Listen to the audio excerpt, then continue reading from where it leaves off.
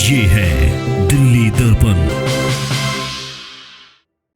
दिल्ली का। नमस्कार। एमसीडी चुनावों को लेकर हम हमेशा की तरह पहुंचे एक नए वार्ड में, वार्ड 33 में। हमें वार्ड 33 के शिव विहार का ये क्षेत्र है और खासियत ये है कि इस वक्त हम यहाँ के बड़े फेमस चामुंडा मंदिर में है। मंदिर वो स्थान माना जाता है जहाँ पे हर तरह के वर्ग का हर व्यक्ति आता है और यहाँ से भी कई तरह की राजनीति देखने को मिलती है। हालांकि दिल्ली में इस वक्त जितने भी मंदिर में पुजारी हैं वो नाराज़ है दिल्ली सरकार को लेकर। वो क्या राय रखते हैं, क्या बातचीत आप करते हैं, वो भी हम आपको दिखाएंगे। मेरे साथ कृष्णांगी गोमती जी भी हैं। सबसे पहले आपका स्वागत है मैडम, समय देने के लिए। बड़ा बिजी शेड्यूल रहता है आपको, हमेशा आपको हमने स्टेज पे देखा है भजन करते हुए, लोगों से बातचीत करते हुए। आज थोड़ी सी हम चाहेंगे कि राजनीतिक समझ कितनी रखते हैं और यहाँ के जो लोग हैं उनसे आप बातचीत करते हैं, क्या आपको राय बताते हैं, मूड बताते हैं, अगर शिव विहार की बात करें तो। देखिए, मैं अपने वार्ड की बात करूं पूरी दिल्ली की ना भी करूं तो हमारे वार्ड में ज़्यादातर लोगों का जो नाराज़गी है वो कॉलोनी के अंदर जब बारिश होती है तो पानी बहुत भर जाता है, क्योंकि यहाँ पे खाली प्लॉट बहुत हैं, खुला एरिया ज़्यादा है। और इस शिकायत को लेकर जब भी कोई एमसीडी में आया है, हमेशा ये शिकायतें बरकरार रही हैं कि पानी कैसे निकाला जाए। आप देखिए, एक कूलर में भी पानी भरा होता है तो हमारे चालान कट जाते हैं कि मलेरिया और डेंगू होने की संभावनाएं बढ़ रही हैं।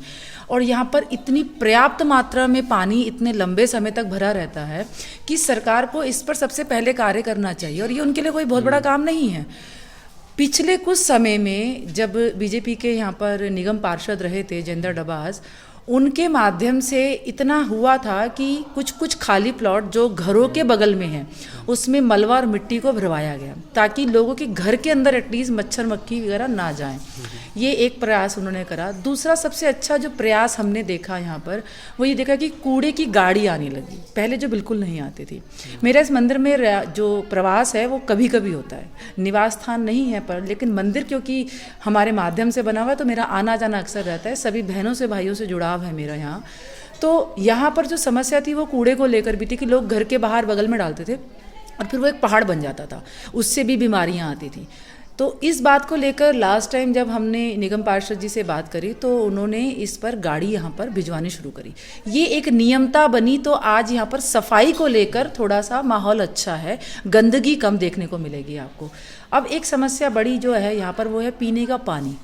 पहले भी पानी चोरी का आता था, बाद में टैंकर आने लगे। अभी भी जो टैंकर हैं वो आते भी हैं तो उनकी जो पॉइंट है वहाँ तक लोग कैसे जाएंगे, इस पर सरकार का कोई संज्ञान नहीं है, ध्यान नहीं है।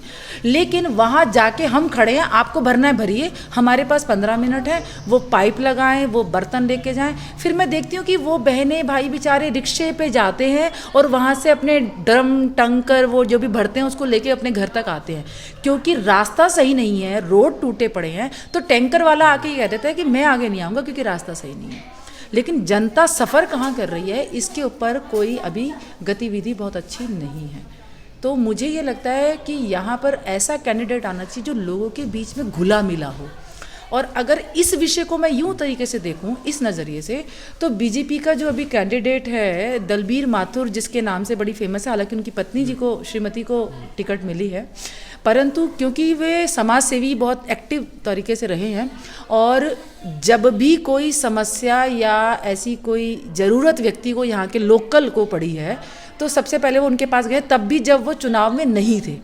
तो एक व्यक्ति जब आपकी किसी श्रेणी में भी नहीं है, पावर में भी नहीं है, और तब भी यदि वो आपकी मदद कर रहा है, ऑब्वियसली जब वो सरकार में आएगा, सत्ता में, पावर में आएगा, तो भी सहयोग करेगा। तो ऐसा सहयोग जनता को और प्रभावित कर रहा है कि उन्हें खड़ा करना चाहिए, क्योंकि वो एक मजबूत कैंडिडेट है। तो हमें ये लगता है कि बीजेपी की ओर जाना चाहिए।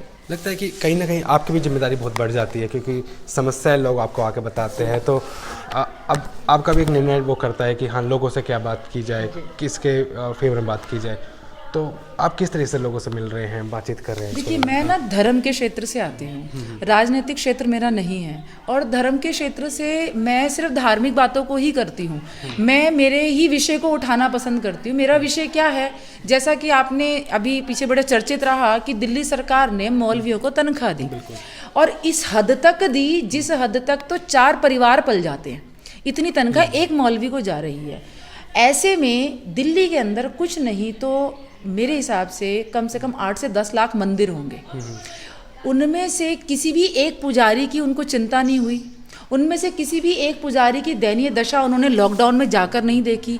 हर व्यक्ति की किसी न किसी ने मदद करी, पर पुजारी पंडित समाज की किसी ने मदद नहीं करी।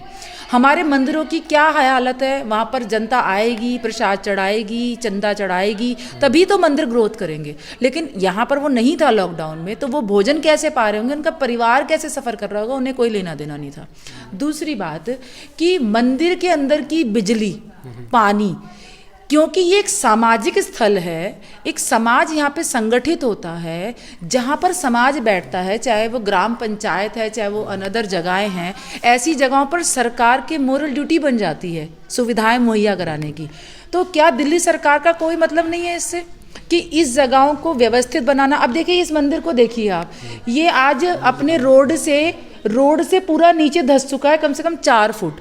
इसके अंदर भी अगर मलबा गिराए तो यहाँ की जो जनता अपनी भूख की जद्दोजहद में लगी है, वो मंदिर का उत्थान करेगी क्या? नहीं करेगी।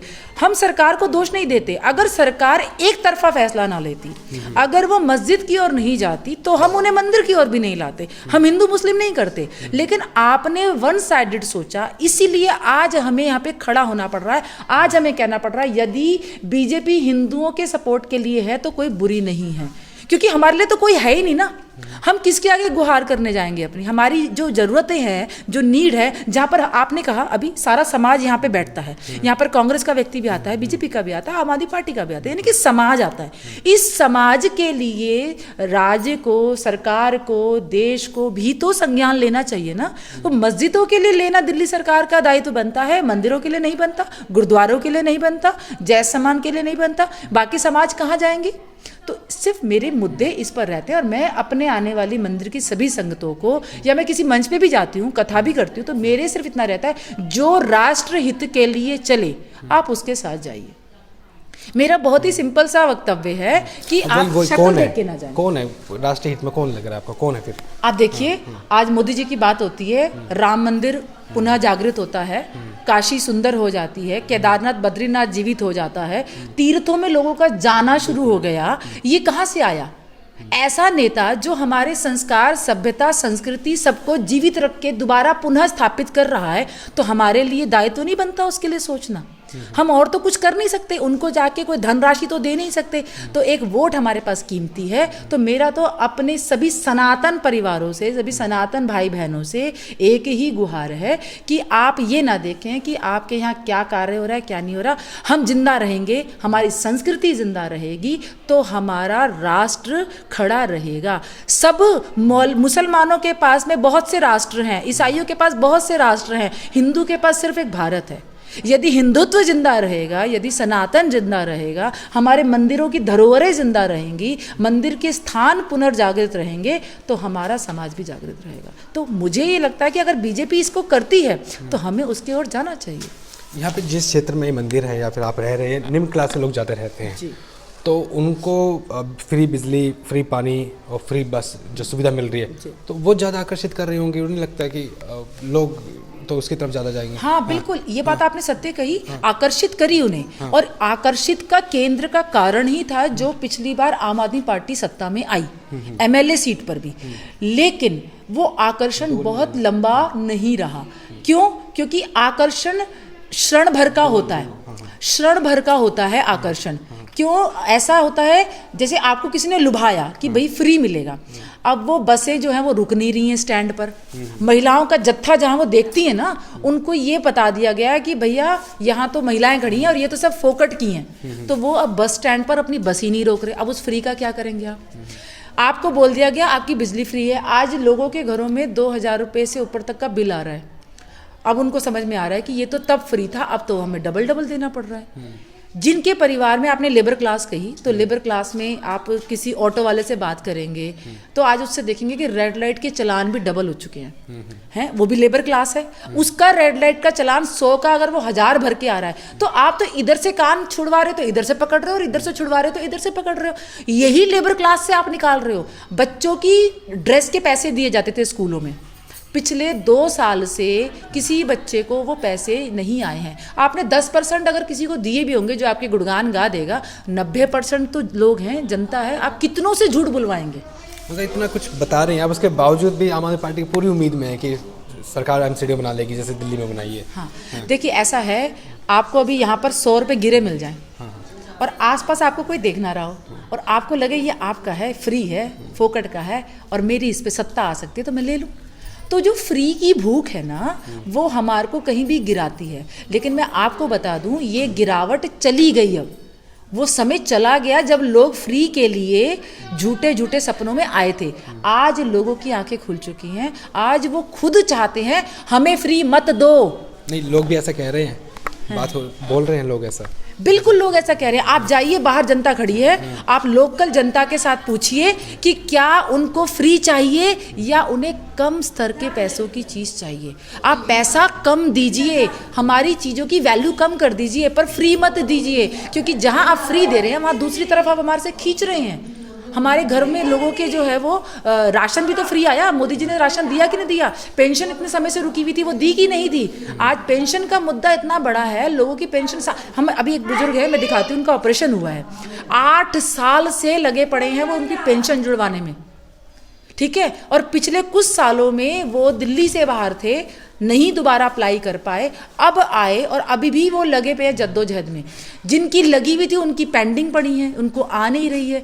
सेंट्रल गवर्नमेंट की पेंशन कंटिन्यू आ रही है, स्टेट गवर्नमेंट की नहीं आ रही। जो गरीब जनता है, जो अनपढ़ जनता है, उसको क्या पता है कि स्टेट गवर्नमेंट की पेंशन कहाँ से आती है और सेंट्रल गवर्नमेंट की? वो तो बस इतना जानती है पेंशन आ रही है और पेंशन नहीं आ रही है। ये मुद्दे से बाहर कब निकलेंगे हम, है ना? तो फ्री और कहाँ से आ रहा है और कहाँ से नहीं, किसके कौन से कार्य है, रोड बनाना किसका कार्य है, नाली बनाना साफ करना किसका कार्य है, कूड़ा उठवाना किस, ये छोटे छोटे मुद्दे हैं एमसीडी के। अगर आप ये भी नहीं करेंगे तो फिर आपका यहाँ पे रहने का कोई मतलब नहीं बनता। ठीक है, कई बार आपको भागवत करते सुना है, जितने शानदार आप भागवत करते हैं उतना शानदार आप ज्ञान भी रखते हैं राजनीतिक, वो आज हमने देख लिया। आने वाले सालों में कुछ विचार है राजनीति में आने का? क्योंकि आपने कहा धर्म और राजनीति अलग अलग होती है, लेकिन भगवान भी जब धर्म के बाद राजनीति में उतरे हैं बचाने के लिए बहुत सारी चीज़ों को, तो लग रहा है कि आने वाले समय में हम देखेंगे आपको। नहीं, मुझे बिल्कुल नहीं देखेंगे, लेकिन जो राजनीतिक एक स्तर है जाने का, जो आपने कहा, हम कभी भी राजनीति से हट नहीं सकते। जहाँ 2 व्यक्ति खड़े हैं वहाँ पॉलिटिक्स है, ठीक है। और मैं तो समाज के भरपूर मंच के बीच में हूँ, तो मेरे साथ में हर तरह का व्यक्ति जुड़ा है। हाँ, मैं अपने राष्ट्र के प्रति जहाँ जहाँ बोलूँगी मैं राजनीतिक मंच जैसी ही दिखूंगी, चाहे मेरे कथा के माध्यम से भी बोलूँ। लेकिन कृष्ण भी तो भगवान का क्या कहते हैं, अर्जुन के साथ खड़े थे, युद्ध तो नहीं कर रहे थे, लड़ाई तो नहीं कर रहे थे, लेकिन नीति और रणनीति दोनों उन्होंने गीता में सिखाई है। तो अगर मैं धर्म के क्षेत्र से आती हूँ और मेरी नीति और रणनीति मेरे राष्ट्र हित के लिए है, तो अवश्य मैं करूँगी।